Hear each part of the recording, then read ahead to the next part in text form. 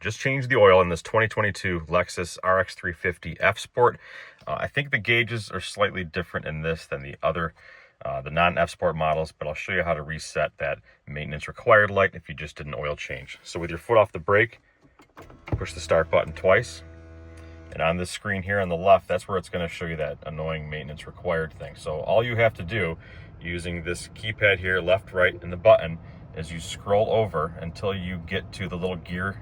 You'll see a little triangle here. This will be red if you haven't reset it. And then you go over to the gear.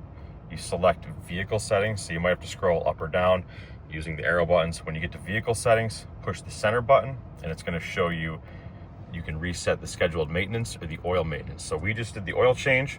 We're going to go ahead and select that. Do you want to reset the data? Yes. Data has been reset.